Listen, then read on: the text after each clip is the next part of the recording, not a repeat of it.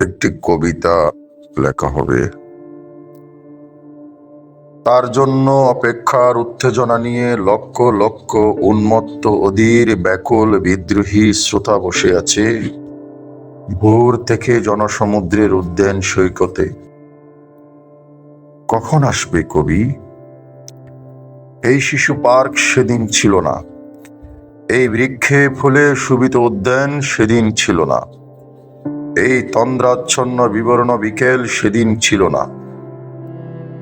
তাহলে কেমন ছিল সেদিনের সেই বিকেল বেলাটি? তাহলে কেমন ছিল পার্কে বেঞ্চে বৃক্ষে ফুলে বাগানে ঢেকে দেয়া এই ঢাকার হৃদয় মাঠখানি? জানি সেদিনের সব স্মৃতি মুছে দিতে হয়েছে উদ্যত কালো হাত।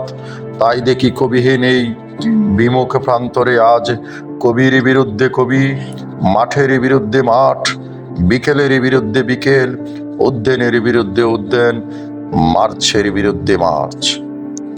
হে অনাগত শিশু, হে আগামী দিনের কবি, শিশু পার্কে রঙিন দোলনায় দোল খেতে খেতে তুমি একদিন সব জানতে পারবে। আমি তোমাদের কথা ভেবে লিখে রেখে যাচ্ছি সেই শ্রেষ্ঠ বিকেলের গল্প।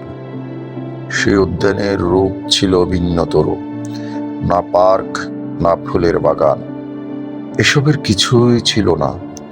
শুধু একখণ্ড অখণ্ড আকাশ যেরকম, সেরকম দিগন্ত প্লাবিত ধুধু মাঠ ছিল দৌড়বাদলে ঢাকা, সবুজে সবুজময়।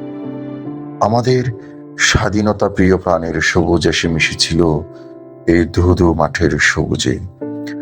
কপালে কবজি দিয়ে লাল শালু বেঁধে এই মাঠে ছুটে এসেছিল কারখানা থেকে লোহার শ্রমিক, লাঙল জোয়াল কাঁধে এসেছিল ঝাঁক বেঁধে উলঙ্গ কৃষক, পুলিশের অস্ত্র কেড়ে নিয়ে এসেছিল প্রদীপ্ত যুবক, হাতের মুঠোয় মৃত্যু, চোখে স্বপ্ন নিয়ে এসেছিল মধ্যবিত্ত, নিম্ন মধ্যবিত্ত, করুণ কারানি নারী, বৃদ্ধ, বেশ্যা, ভবঘুরে, আর তোমাদের মতো শিশু পাতা কোরআনিরা দল বেঁধে।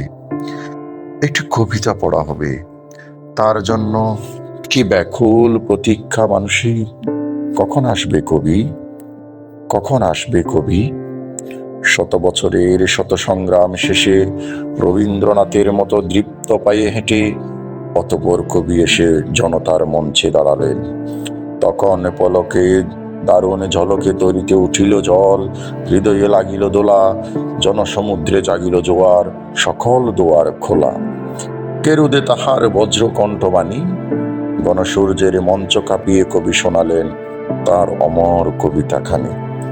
এবারের সংগ্রাম আমাদের মুক্তির সংগ্রাম, এবারের সংগ্রাম স্বাধীনতার সংগ্রাম। সেই থেকে স্বাধীনতা শব্দটি আমাদের।